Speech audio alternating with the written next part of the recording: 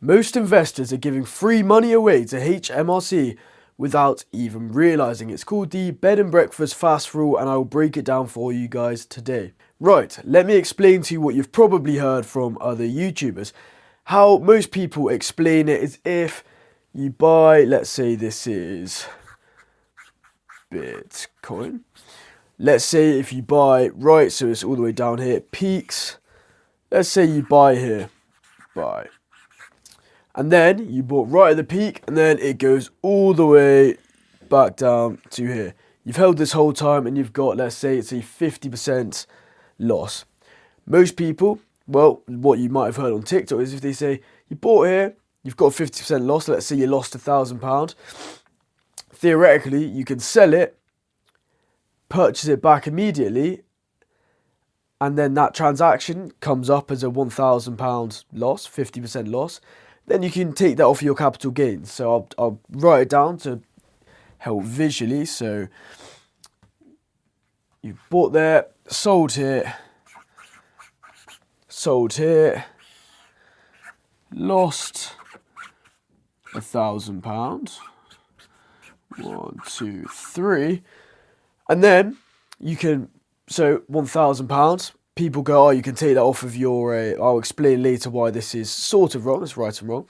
You take the £1,000 off of your capital gains because it's a £1,000 loss. Obviously, you get capital gains on your profits and your loss if you're not in an ISA.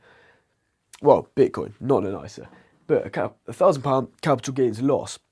And here's the trick. So people think if you buy here, sell here, and then immediately you've lost £1,000, but you just repurchase it straight away. So you bought, lost, sold, rebought, because then you've rebought for a new price and it's a whole new transaction. There's a reason it doesn't work, and I'll get into it in just a bit. Let me try. Right, so you've sold and now you've repurchased same time, same price. So straight away repurchased. Let's say this is at $80,000. Doesn't need to get too confusing. We'll just say £80,000 for the time being. 80, 1, 2, 3. Right.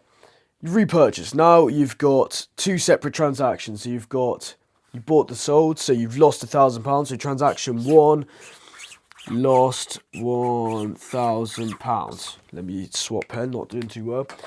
Right. Lost £1,000. Can you offset that against capital gains tax? Yes, but, so I'll do equals less capital gains. You can offset it against what's liable to capital gains tax.